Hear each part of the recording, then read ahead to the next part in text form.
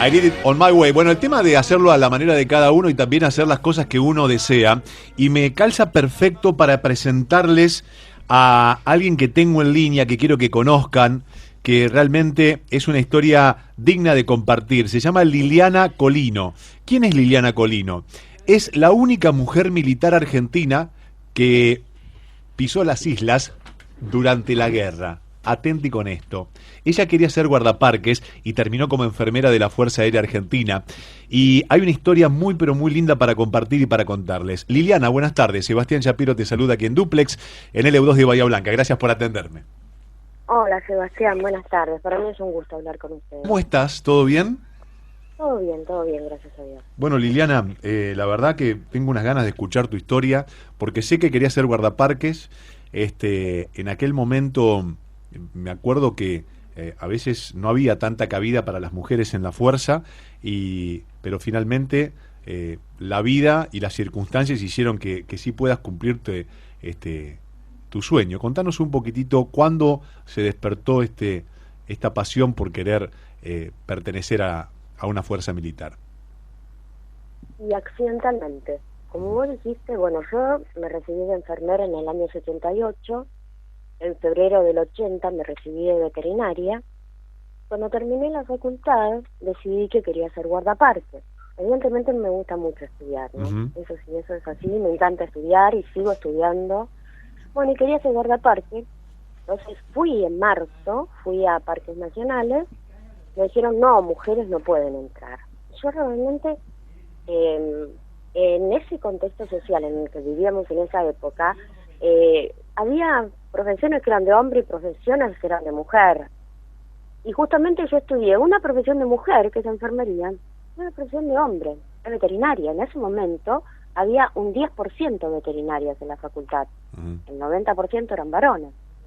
Entonces es como que yo ya tenía esa necesidad de seguir incursionando en campos que no eran los habituales para las mujeres, ¿no?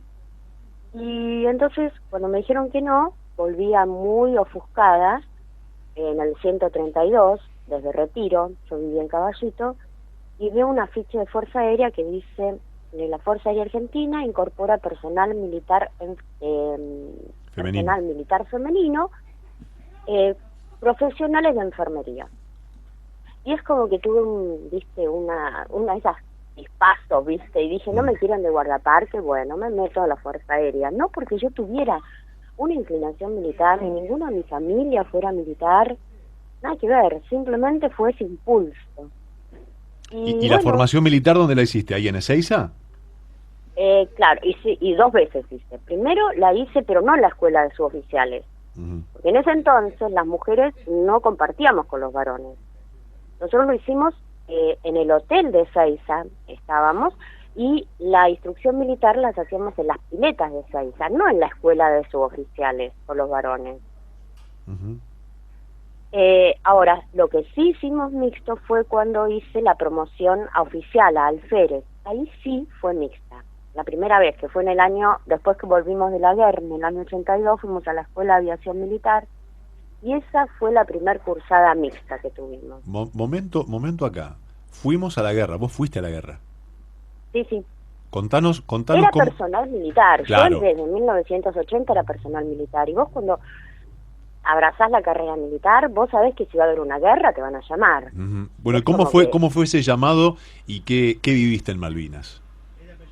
Mira, en realidad la Fuerza Aérea desplegó el Hospital Rubicable en Comodoro Rivadavia y envió grupos de 5 enfermeras. 5 enfermeras fueron en abril, que son las que organizaron todo el Hospital Rubicable. 5 enfermeras fuimos en mayo y 5 enfermeras fueron en junio.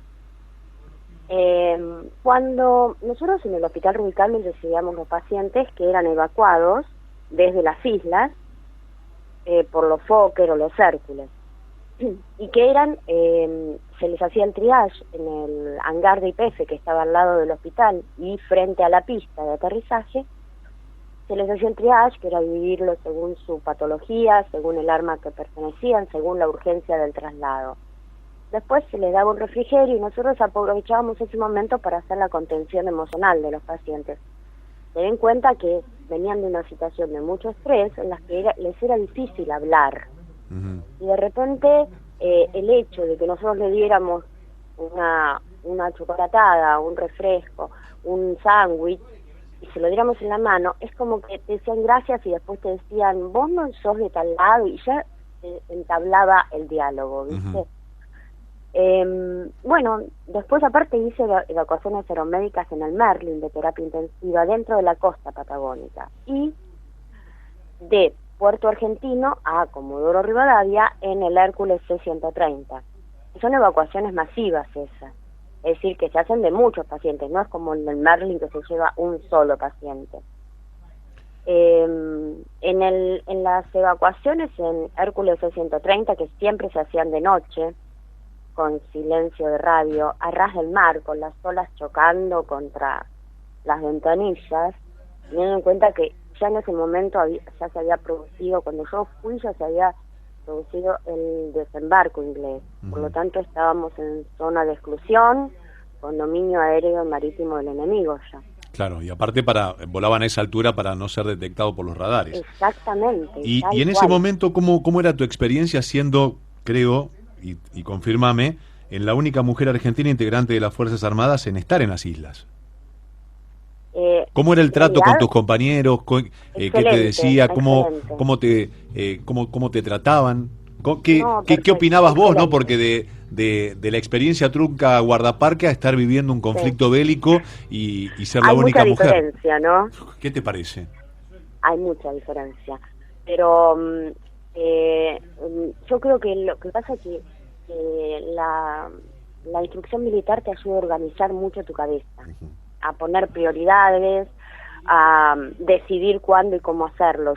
Yo estaba como enfermera jefe de terapia intensiva, unidad coronaria, trasplante y quemados en el Hospital Aeronáutico Central. Entonces yo tenía experiencia con pacientes críticos, ¿no? Aunque nosotros no estábamos destinados en las tripulaciones de vuelo, el personal militar femenino, cuando fue esta evacuación, el médico a cargo, que era el primer teniente Smith, me pidió a ver si podía acompañarlos, porque iban a tener que trasladar muchos pacientes, porque el hospital de Puerto Argentino estaba sobresaturado. Y yo la verdad que no le dudé un minuto, porque la verdad que yo me sentía preparada para ir. Y bueno, empezamos, nosotros cuando viajamos acostados arriba de los containers en el Hércules, que son los que llevan todo lo que solicita Puerto Argentino.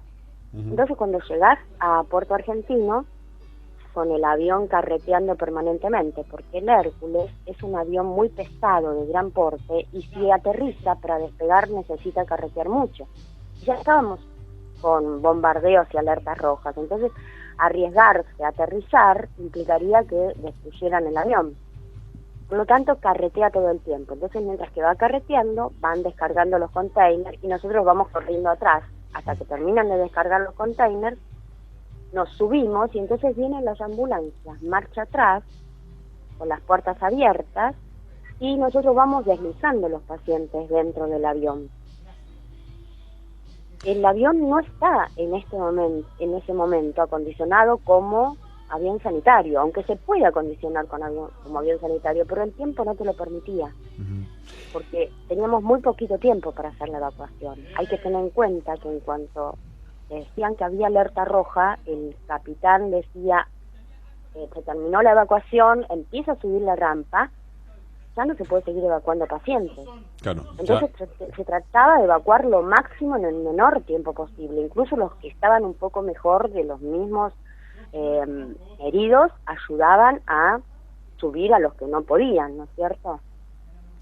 Bueno, y en ese momento tu vida ahí cambió para siempre, porque Sí. dio un giro sumamente importante. Y contanos hoy qué haces, qué balance haces también de todo esto, y qué reflexión final le pones a este no de guardaparque, sí en la fuerza, en una fuerza militar, con todo este camino recorrido.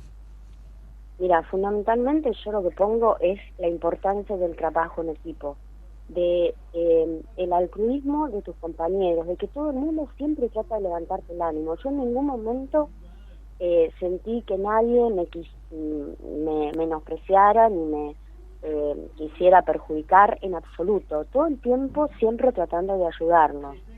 Yo creo que eso es lo más importante que rescatar.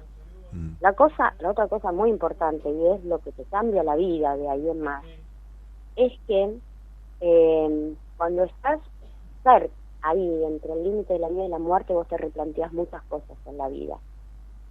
Y fundamentalmente te replanteás qué es lo importante y a qué realmente le tenemos que poner atención en la vida. ¿Y qué es lo más No importante para quedarnos vos con, hoy, Liliana? lo más importante O, es vivir. o las cosas más importantes. Lo más importante es vivir, lo más importante es no engancharme con problemas ridículos que no cambian nada en mi vida y que lo único que hacen es amargarme. Entonces eso a mí me sirvió un montón. Y la otra cosa es que pude vivir la emoción, una de las emociones más importantes de mi vida, que es estar las Malvinas cuando flameaba la bandera argentina. Es algo que aunque te parezca mentira, cuando yo estaba en la primaria, era muy importante las Malvinas y se hablaba mucho de Malvinas.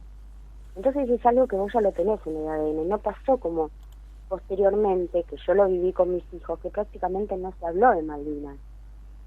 Entonces, para mí haber llegado y haber pisado las Malvinas fue una emoción enorme. Liliana, y invitás a las chicas que se quieran sumar a la fuerza que lo hagan, sin dudarlo.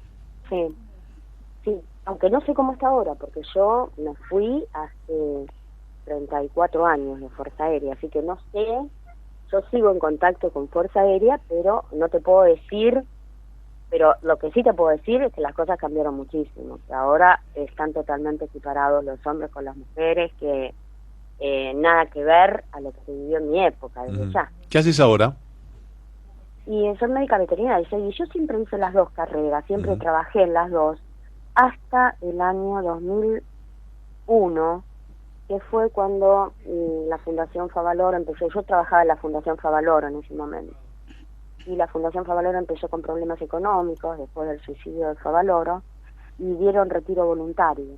Yo justo me divorcié, tenía mis 3 hijos chicos de 3, 5 y 7 años, y tenía que elegir, o quedaba con mis chicos o seguía trabajando en las dos cosas que me ocupaban la mayor parte del día, y tenía que dejar a alguien con mis hijos. Y evidentemente elegí quedarme con una sola, que es veterinaria, que me permite regular los tiempos. Esa es la ventaja.